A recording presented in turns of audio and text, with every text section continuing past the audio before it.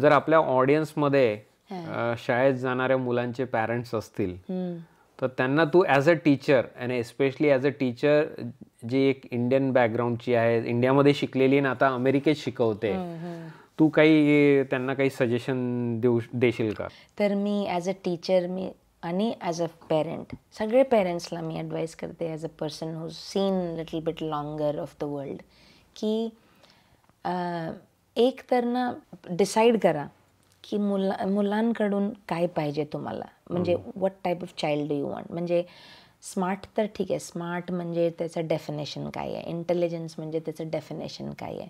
Intelligence म्हणजे फक्त grades चांगले पाहिजे की तो चांगला माणूस पण असायला पाहिजे, खूप सारे फ्रेंड्स पाहिजे त्याला, किंवा तो कॉलेजमध्ये गेल्यानंतर त्याला छोटे छोटे गोष्टीवर स्ट्रेस नाही यायला पाहिजे. He should be able to handle stress चांगल्यापैकी. कसा माणूस, how do you see him or her as an adult, ते खूप इम्पॉर्टंट आहे. कारण मला असं वाटते की एकतर खूप सारे क्लासेसमध्ये टाकू नका. मला असं वाटते की आजकाल मुलांना फ्री टाईमच भेटत नाही आहे. मला वाटतं की एक चांगला माणूस होण्यासाठी, एक क्रिएटिव्ह पर्सन व्हायसाठी तुम्हाला थोडासा फ्री टाईम पाहिजे. फ्री म्हणजे एवढा टाईम की तुम्ही बोर होताय. आजकाल मुलांना बोर व्हायला टाईम नाही आहे. म्हणजे लोक म्हणतात की बोर होत, अरे असं वाचत असेल ना, अरे तू इकडे तिकडे फिरतोय, तू रोज ट्यूजडेला असा फिरतो ना, तुला ट्यूजडेमध्येच क्लासमध्ये टाकतो. काही पण क्लासमध्ये टाकतात, आर्ट क्लास, टेबल टेनिस, काय स्विमिंग, सॉकर.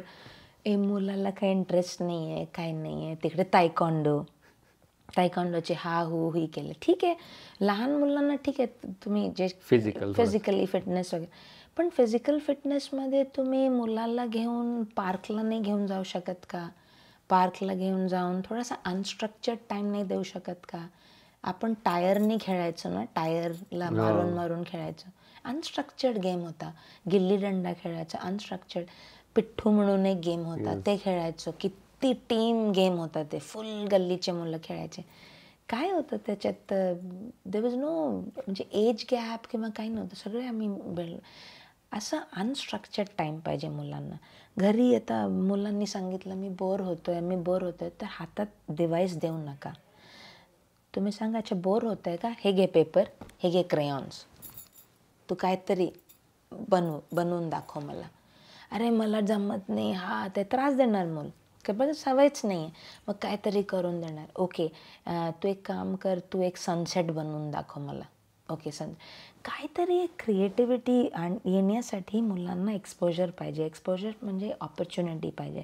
तर मला असं वाटतं की पेरेंट्सनी भरपूर क्लासेसमध्ये टाकून बिझी बॉडी म्हणतात ना, मुलांना बिझी ठेवणं, that needs to stop. Specially आपले कल्चरमध्ये it is becoming a problem.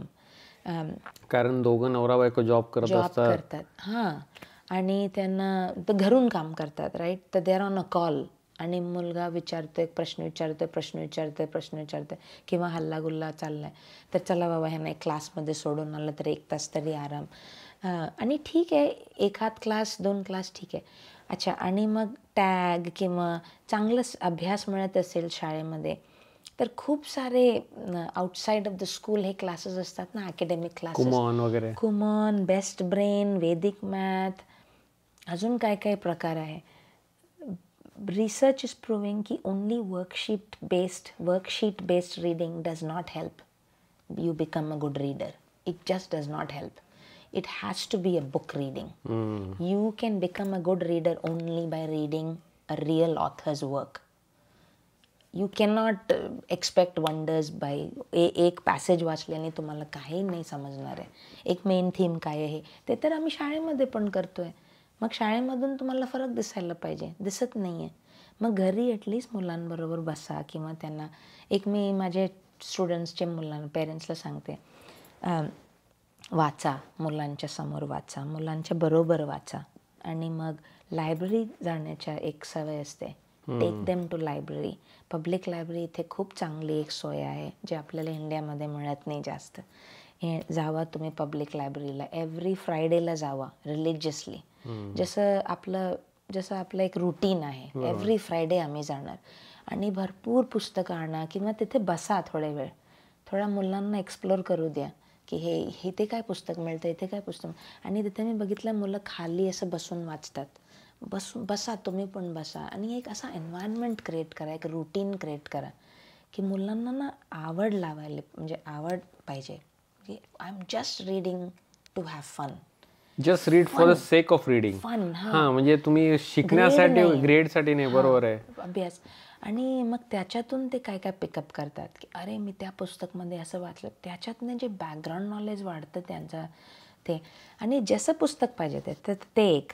हां, तर if you really want to make them busy, these are the things you should do. एकदा 1-2 वेळा पार्कमध्ये जावा, ॲज अ फॅमिली काहीतरी करा. जनरली वॉकला जावा एकत्र, around the block, just go for a walk. Plus get involved in the school. मी असं बघितलं आहे की इदर मदर नेहमी फॉलो करते किंवा फादर, आई वडील दोघांनी एकत्र करायला पाहिजे, दोघांनी इन्व्हॉल्वमेंट दाखवायला पाहिजे. It should not be only mother's job और फादर्स जॉब. सगळे एकसारखे टीममध्ये असायला पाहिजे. And then go to the PTA events, get involved. कधी कधी जाऊन व्हॉलंटिअर करा शाळेमध्ये. पण मी नेहमी म्हणते की तुम्ही डिव्हायसेस जेवढं होऊ शकतं 6th ग्रेड वगैरेमध्ये सेलफोन वगैरे देऊ नका मुलांना, काही गरज नसते. Keep it away as far as possible. आणि forcing them to get into a program, हे टॅग म्हणा किंवा काही हे ॲक्सलरेटेड प्रोग्राम जिथे ते don't naturally get into it, तिथे जबरदस्ती टाकू नका. बिकॉज मग काय होतं की ते तिकडे फेल होतात, ते स्ट्रगल करतात तिथे. आणि we are seeing a very high rise, a peak in anxiety ridden elementary kids we have never heard of. आता तुम्ही 4th-5वीमध्ये we have kids who are regularly going to counselors because they have panic attacks. ते बघतात टेस्टमध्ये आणि numbers कमी झाले की they have panic attacks because of stress from home, I think. Because they want to please their parents. मुलांना एक natural tendency असते आईवडिलांना प्लीज करायचं आहे, ते खुश असायला पाहिजे, ते they should take pride in me, असं एक मुलांची नॅचरल इन्स्टिंक्ट असते. तर we are seeing high rise in preteen anxiety आणि that leads to lot of mental disorders later on. That's my advice. I can say all that, पण करायचं घरी म्हणजे तू आम्हाला मार्ग दाखवू शकते, पण शेवटी आम्हालाच करायचं आहे ते. आणि थोडासा त्रास पण आहे बिकॉज म्हणजे तुम्हाला वेळ काढायला लागणार. तसं तू म्हटलीस की पॅरेंट्सच रोल मॉडेल असतात आणि मुलांचं बिहेवियर हे बेसिकली आरसा आहे पॅरेंट्सच्या बिहेवियरचा. म्हणजे तुम्हाला जर तुम्ही घरूनच ते सुरू करायला पाहिजे आणि तेव्हाच ते मुलं पण ते हळूहळू ते घेतील.